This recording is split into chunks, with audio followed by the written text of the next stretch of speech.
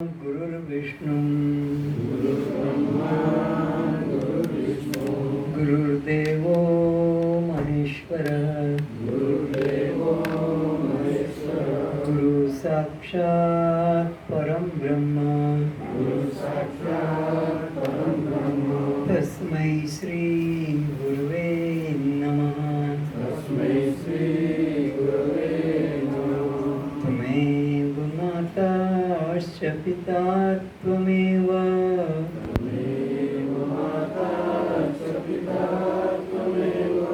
त्वमेव बन्धुश्च सखा त्वमेव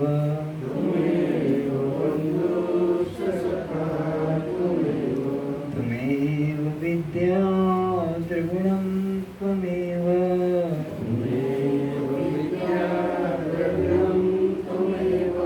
त्वमेव सर्वं मम गुरुदेव भगवन्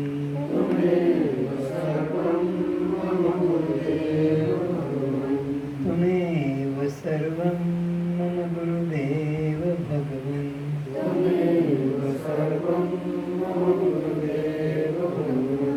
असतो मा सद्गमय तमसो मा ज्योतिर्गमय मृत्युर्मामृतं गमय।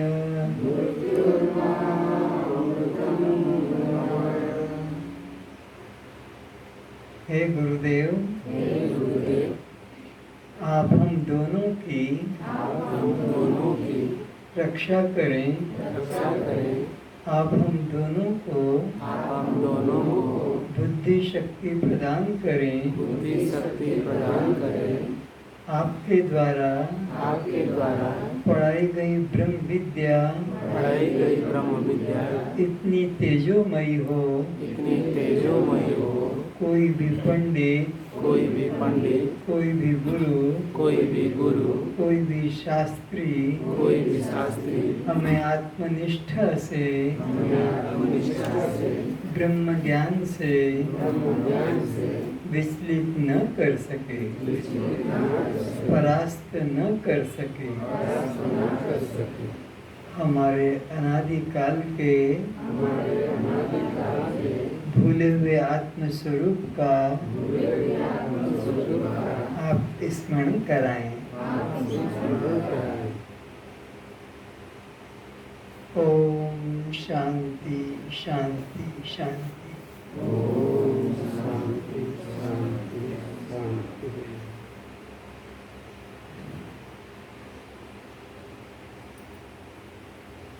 अनादिकाल से संसार का प्रत्येक प्राणी किसी भी जाति का हो, किसी भी देश का हो, किसी भी आकार का हो, सबके मार्ग अलग अलग हैं, लेकिन खोज एक ही है। खोज कभी दूसरी नहीं हुई। भाषा अलग है, जाति अलग है, प्रांत अलग है, जलवायु अलग है, खान पान अलग है, लेकिन खोज एक ही है। क्या है वो?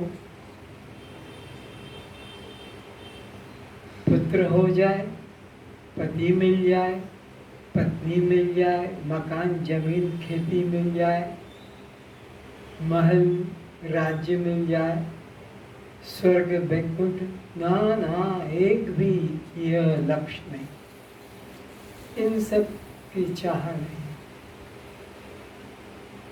चाह है समस्त दुखों से सदा सदा के लिए पूर्ण निवृत्ति और अखंड आनंद की प्राप्ति।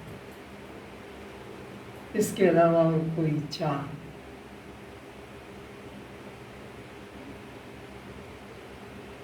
इस चाह को सभी जीव चाह रहे हैं, लेकिन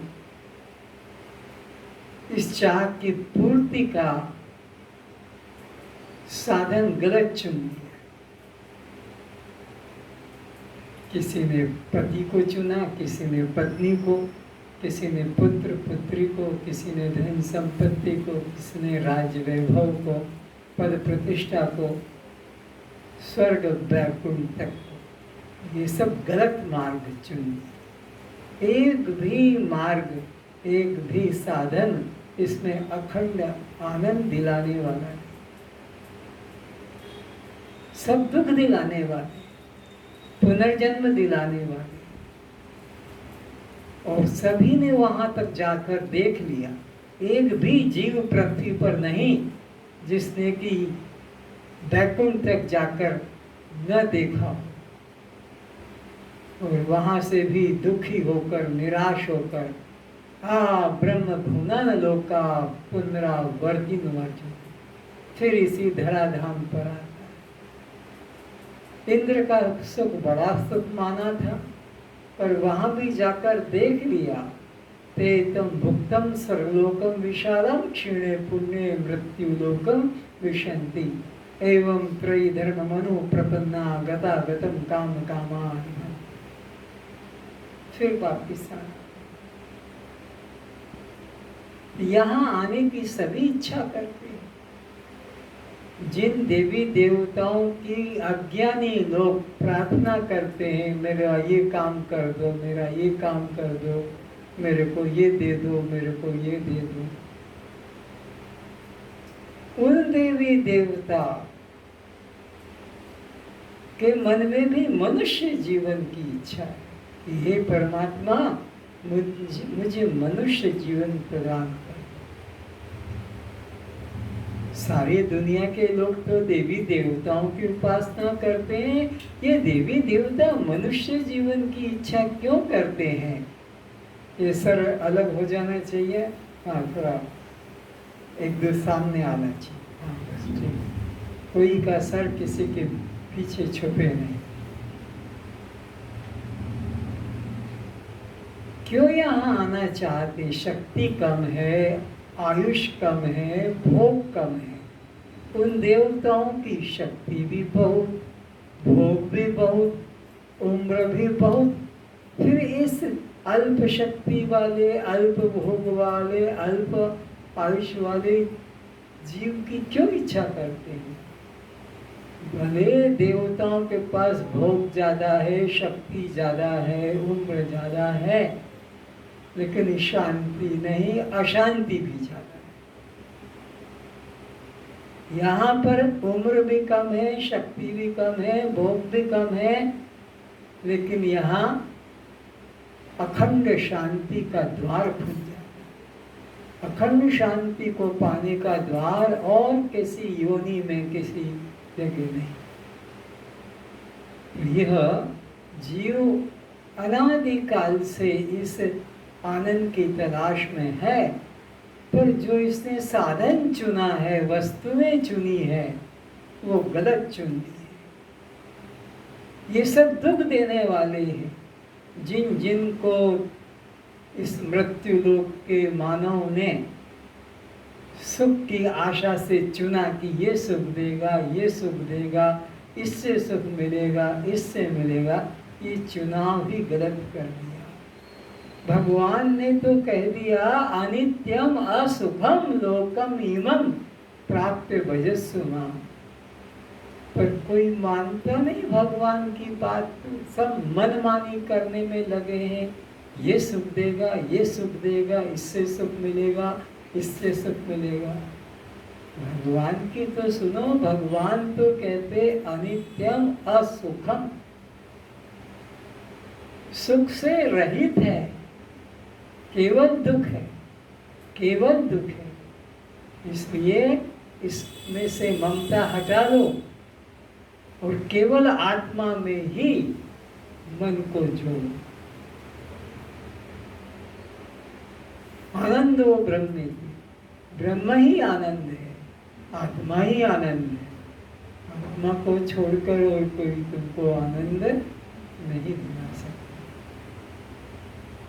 यही बात अष्टावक्र जी, हम तुम सभी श्रोताओं को राजा जनक के निमित्त से समझा रहे हैं कि केवल एक आत्मा ही आनंद रूप है, और ये जो जगत है ये तो ऐसा है जैसे मरुभूमि में जल की प्रतीति। यहाँ नहीं वहाँ जल है, यहाँ नहीं वहाँ जल है, यहाँ नहीं वो वहाँ दिख रहा है, और ऐसे ही मर जाता है तड़प तड़प कर मरुभूमि में जल नहीं। ऐसे ही यह जीव संसारिक पदार्थों में सुख खोज रहा है और इन्हीं में आसक्ति करके मर जाता है, पर सुख की बूंद भी प्राप्त नहीं होती। जब बहुत बहुत और बहुत में फिर बहुत जन्म के बाद ये जीवन प्राप्त होता, कौन सा? मानव जीवन, जिसमें कि सदा सदा के लिए दुखों से छुटकारा, अखंड आनंद प्राप्ति का मार्ग मिलता है। बहुनाम जन्मनाम अन्ते ज्ञानवान मान प्रपद्यन्ते वासुदेव सर्वमिति स महात्मा सुदुर्गम। ये जीवन मिल गया और इस जीवन में आकर पुण्य जग गए और सद्गुरु मिल जाए, ये जीवन मिल जाए ईश्वर की कृपा से, और फिर सद्गुरु मिल जाए और सद्गुरु के चरणों में हमारी श्रद्धा और प्रीति हो जाए, उनके वचन में हमें अपने कल्याण का पूर्ण विश्वास हो जाए, तो हो गया काम, हो गया काम। अब कुछ करना बाकी नहीं रहा। गुरु मिल जाने का मतलब ही कि परमात्मा मिल गया, क्योंकि गुरु और परमात्मा ये दो तत्व, गुरु परमात्मा का ही साकार रूप है, तभी तो कहा गुरु साक्षात। परमात्मा तो साक्षात नहीं है, वो तो निराकार है।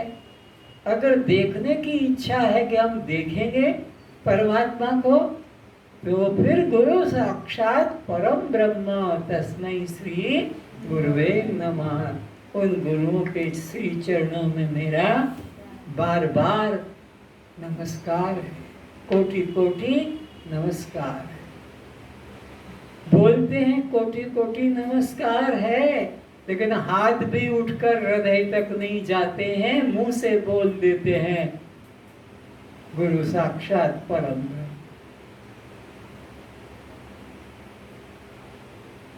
लक्ष्मण जी ने राम जी को कहा, मेरे को बच्चे की तरह मत भुलावे में डालो। जैसे यशोदा मैया कन्हैया जी को कहती है, दूध पी लेगा तो तेरी चोटी लंबी हो जाए। ये शुगर कोटेड टेबलेट मुझे मत खिलाओ। राम कहते जाओ घर अयोध्या में पिता माता की सेवा करो, समाज की सेवा करो। लक्ष्मण जी कहते हैं, गुरु पितु मात न जाने ऊपर, मैं नहीं जानता हूँ कौन बाप है, कौन माँ है, कोई भाई बहन। इतनी बड़ी बात पिता माता को अस्वीकार कर देते हैं लक्ष्मण जी। तो क्या स्वीकार करते? तुम्हें व माता च पिता तुम्हें व बंधुश्च सखा तुम्हें व विद्या द्रोणम तुम्हें व सर्वम मम गुरुदेव। लक्ष्मण जी सीधा कहते हैं, गुरु पितु मात न जाने हूँ काहू, मैं नहीं जानता हूँ कौन बाप कौन माँ। मोरे तुम ही एक स्वामी, तुम ही नॉट अदर, तुम ही पिता माता भाई सब कुछ तुम हो।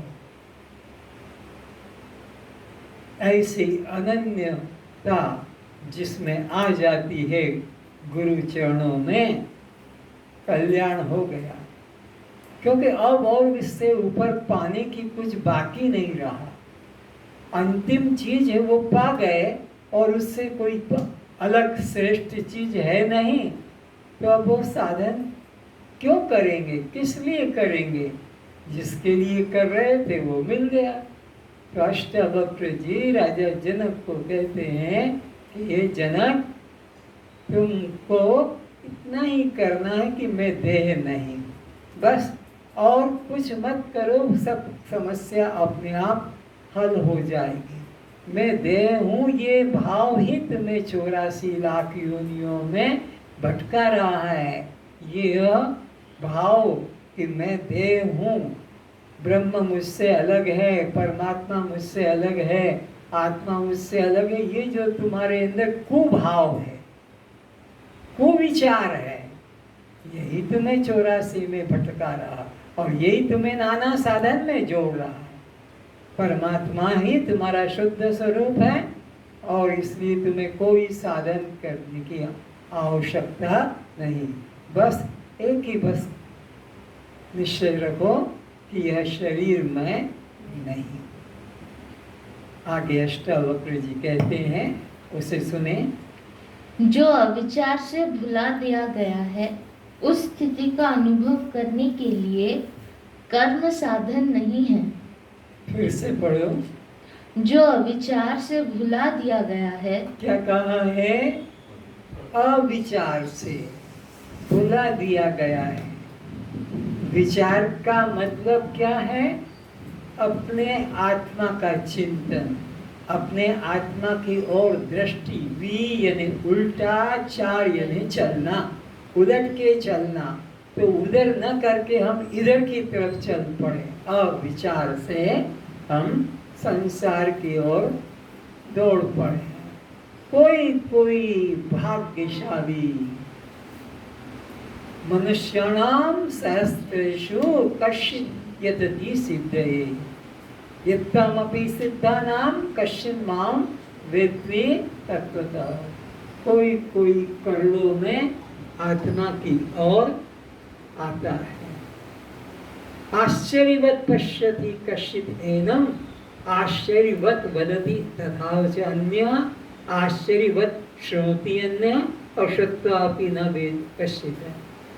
कोई एक ही भाग्यशाली उधर से ऐसे लौटता है, यू टर्न, उलट के, दृश्य से हटकर दृष्टा की ओर आता। कोई एक, फिर कोई एक अनुभव करके उसको लोगों को बताता है, फिर उसमें से भी कोई एक समझकर सुनता है और कोई कोई तो सुनकर भी उसको भुला देते हैं। तो अनात्मा की ओर से जो आत्मा की ओर लौटता है, बस वही कल्याण को प्राप्त होता है। फिर से, जो अविचार से भुला दिया गया है, उस स्थिति का अनुभव करने के लिए कर्म साधन नहीं है। तो उसके लिए कर्म करना साधन नहीं है। कर्म तो अप्राप्त पदार्थ को पाने के लिए करना पड़ता है। कर्म के द्वारा आप 5 प्रकार के लाभ ले सकते हो। बहुत ध्यान से सुनना, कई बार सुना भी है, फिर सुन लो। कर्म के द्वारा आप अप्राप्त पदार्थ को प्राप्त कर सकते हो। अनुत्पन्न की उत्पत्ति कर सकते हो, रूपांतर कर सकते हो, पदार्थ में संस्कार डाल सकते हो और नाश कर सकते हो। बस कर्म का कर्ता जगत में 5 ही प्रकार के उपयोग ले सकता है। अनित्य पदार्थ को प्राप्त किया जाता है, उत्पन्न किया जाता है, विकार किया जाता है, संस्कार किया जाता है या नाश किया जाता है। परमात्मा में ये एक भी काम के नहीं है। परमात्मा को कोई प्राप्त भी नहीं कर पाता, कोई उत्पन्न भी नहीं कर पाता, कोई विकार भी नहीं कर पाता, कोई संस्कार भी नहीं दे पाता, कि कोई नाश भी नहीं कर पाता। क्यों प्राप्त नहीं कर पाता? क्योंकि परमात्मा नित्य प्राप्त है, तो प्राप्ति करने के झंझट खत्म। परमात्मा अजन्मा है, इसलिए उसके कोई उत्पत्ति भी नहीं। अज्ञानी जैसे जन्माष्टमी रामनवमी मानते हैं, परमात्मा के क्षेत्र में ये नहीं है। वो अजन्मा है, उसकी क्या जन्म होगा? और वो नित्य शुद्ध है, इसलिए उसमें शुद्धि संस्कार की भी जरूरत नहीं है। और वह निर्विकार है, इसलिए उसमें विकार संस्कार भी डालने की जरूरत नहीं है। गुरुदास थोड़ा इधर बजाओ और उधर, बस ठीक है। तो इस तरह से परमात्मा नित्य शुद्ध है, निर्विकार है, अविनाशी है, नित्य प्राप्त है, उसमें नहीं। तो अविचार के कारण ही यह नाना साधनों में और बंधन में फंसा है। जब ये विचार करेगा तो अपने आप में ही परमात्मा का अनुभव करेगा, फिर साधन करने की आवश्यकता नहीं रहेगी। कर्म साधन वहाँ करना पड़ता है जहाँ वस्तु पहले से नहीं है। कर्म कहाँ करना पड़ेगा? जहाँ वस्तु पहले से नहीं है, कर्म करो। जैसे धान नहीं है, गेहूं चना नहीं है, कर्म करो। धन नहीं है, कर्म करो। संतान नहीं है, कर्म करो। विद्या नहीं है, कर्म करो। तो कर्म का उपयोग वहां होता है जहां वस्तु पहले से, बोलो, परमात्मा सदा से है, नित्य है, तो उसके लिए कर्म करने की आवश्यकता को मन से निकाल दो। और कर्म से अगर मिल जाता है कोई तुम्हारा मुरली वाला, त्रिशूल वाला, धनुष वाला, तो जानना वो नाशवान है, वो सत्य नहीं, वो नित्य नहीं। क्योंकि यद दृष्टम तन नष्टम, वेद ने सिद्धांत बना दिया, जो तुम्हारी आंख का विषय बन गया, देख लिया, खत्म हो जाएगा, वो बच नहीं सकता। नाम तो सुना होगा, जिस पे वो हाथ रख देता था सर पर, उसको भस्म करता है। तुम ही हो, वो तुम ही हो, जिसको तुम अपनी आंख से देख लोगे, अब वो बच नहीं सकता, मरेगा मरेगा मरेगा। और इसी आंख से तुमने राम को देखा, कृष्ण को देखा, शंकर, दुर्गा, देवी, किसको देखा, सब मरे, एक भी बच नहीं पाया। ये ही तुम्हारी महिमा। भस्मासुर तुम खुद हो, जिस पे दृष्टि डालोगे वो खत्म हो जाएगा। अनादिकाल से कितनों को मौत के घाट उतारते हैं, पर तुम्हें मारने वाला कोई आज तक पैदा नहीं हुआ, यमराज भी नहीं मार सका। शरीर को मारेंगे, शरीर का जन्म है, तुम शरीर, बस ये बात पकड़ लो, हो गया कल्याण। पर तुमने उल्टा ज्ञान ले लिया, अनात्मा को ही मैं मान लिया, जड़ को ही मैं मान लिया, पर प्रकाश को ही मैं मान लिया, शव को ही मैं मान लिया। तुम इनसे रहित हो। तो क्या सिद्धांत बता रहे हैं अष्टावक्र जी कि कर्म का मन में तभी भाव लाना जहां वस्तु पहले से, बोलो, परमात्मा के लिए पाप कभी मत सोचना कि मेरे को ये करना है तब परमात्मा मिलेगा। कि चाहे माला है कि जप है कि पूजा की ध्यान, कुछ भी करना, शब्द जोड़ दिया, फिर वो अनित्य संसार होगा। मुक्ति भी मिलेगी तो अनित्य, परमात्मा मिलेगा तब भी अनित्य। कर्म करके जो कुछ मिलेगा यत यत साध्यम तत् अनित्यम। इसलिए कर्म से परमात्मा को पाने की आशा कभी मत करना। उत्पत्ति, प्राप्ति, विकार, संस्कार तथा नाश कार्य हेतु ही कर्म का उपयोग है। कर्म का उपयोग किन 5 क्षेत्रों में हम कर सकते हैं? या तो अप्राप्त है तो उसे प्राप्त करें, खरीद कर लाओ, मांग कर लाओ, चुरा के लाओ, प्राप्त कर लो, या पैदा करके उत्पन्न करके ले लो। परमात्मा के लिए ये दोनों नहीं, क्योंकि परमात्मा नित्य प्राप्त है और परमात्मा अजन्मा है, तो उसका उत्पन्न होना भी असंभव है। इसी तरह परमात्मा निर्विकार है, निराकार भी है और निर्विकार भी है। तो निराकार आकाश, निर्विकार आकाश से ही उसकी तुलना करके जानते हैं कि अगर हम एक गोली मारें, एक तीर छोड़ें, एक बहुत बड़ा बम का ब्लास्टिंग करें, तो टुकड़े टुकड़े होकर हमारे सर पे गिरेगा कि नहीं? है? आकाश में तीर चला दें, गोली लगा दें, तोप छोड़ दें, बड़ा बम फोड़ दें, तो टुकड़े होकर गिरेगा। क्यों? वो निराकार है। परमात्मा निराकार निर्विकार होने से उसमें कोई विकार रूप कर्म की गुंजाइश नहीं।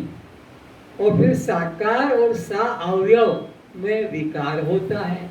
साकार हाथ पैर वाला, अंग प्रत्यंग वाला, परमात्मा तो रूप रेख नाही शून्य देही, निर्गुण निराकार निर्विकार है, वहाँ विकार की भी गुंजाइश नहीं। फिर परमात्मा तो नित्य शुद्ध है, उसके लिए चंदन, कपूर या पुष्प, कोई प्रकार के सुगंधित वस्तु, तुलसी आदि कोई जरूरत नहीं। शुद्धि में अरे तपे हुए को क्या तपाना, पिसे हुए को क्या पीसना, जले हुए को क्या जलाना। आत्मा तो नित्य शुद्ध है, उसको क्या शुद्ध करोगे? और देह तो नित्य मलिन है, इसकी मलिनता तुम कैसे दूर कर पाओगे? तो परमात्मा में शुद्धि संस्कार भी नहीं, वो नित्य शुद्ध है। इसलिए उसके लिए शुद्धि करने के लिए भाई गंगा जल से पानी मंगाओ, फिर चंदन घिसो, ऐसा कुछ करना नहीं। और अब अंतिम पॉइंट आया, नाश। कर्म के 5 उपयोग संसार में जरूरी है। जीने के लिए संसार में 5 ही कर्म है: प्राप्ति, उत्पत्ति, विकार, संस्कार, नाश। 5 चाहिए, तभी तुम्हारा जीवन चल रहा है। 5 में से एक भी तुम छोड़ नहीं सकते हो जीवन निर्वाह के लिए। लेकिन परमात्मा के तरफ इनमें न प्राप्ति की जरूरत है, न उत्पत्ति की जरूरत है, न विकार की, न संस्कार की। अब आ गया नाश। परमात्मा के और हमारे बीच में कौन दुश्मन है? मार डालो, हटा दो, मिल जाएगा ना, ये भी नहीं है। क्योंकि परमात्मा अखंड है, सर्वव्यापक है, तो उसके और हमारे बीच में दूरी ही नहीं। तो नाश किसका करना? बीच में कोई रुकावट करने आए तब तो होगा। परमात्मा और हमारे बीच में न पिता बाधक है, न माता, न पति, न पत्नी, न पुत्र, न पुत्री, न मित्र, न धन, न जमीन, न खेती, न रुपया, न मकान, एक भी तुम्हारे लिए बाधक नहीं। लेकिन बाधक भी है। पिता भी, माता भी, पति भी, पत्नी भी, पुत्र पुत्री भी, धन संपत्ति, पद प्रतिष्ठा बाधक भी है। कब बाधक नहीं है और कब बाधक है ये समझो। जिनका परमात्मा अपने से कहीं दूर पर रहता है, कोई दूर देश हो, कोई दूर स्थान हो, तो वहां के बीच में रुकावट कर सकते हैं करने वाले। पिता भी रोक सकता है, नहीं जाने देंगे। पति भी रोक देगा, नहीं जाने देंगे। पुत्र पुत्री भी रोक देंगे। अरे हिंदू को मुसलमान रोक देगा, ईसाई रोक देगा इनको, या बीच में नदी आ गई वो रोक देगी, कोई खाई गड्ढा। लेकिन जिनका परमात्मा अपने ही अंदर है, ईश्वर सर्वभूतानां हृदयेषु अर्जुन तिष्ठति, वहां ना बाप हाथ डाल के रोकेगा, ना पति, न पत्नी, न पुत्र, न मुसलमान, न ईसाई, कोई नहीं रोक सकते। तो किन के लिए परमात्मा रुकावट करेगा? जिनका परमात्मा अपने से बाहर है। पर ज्ञानियों का परमात्मा तो स्वयं आत्मा है, इसलिए उसके लिए कोई भी कर्म परमात्मा के लिए रुकावट नहीं कर सकता। तो कर्म का कर्ता केवल संसार के लिए 5 प्रकार के उपयोग कर सकता है, परमात्मा के लिए एक भी प्रकार का उपयोग उपयोगी नहीं है। आत्मा जीव का नित्य स्वरूप है। अब समझते चलें, ये पांचों को और क्लियर कर रहे हैं कि आत्मा जीव का नित्य स्वरूप है। तो इसको अप्राप्त तो है ही नहीं, जिसके लिए इसे प्राप्ति करना पड़े।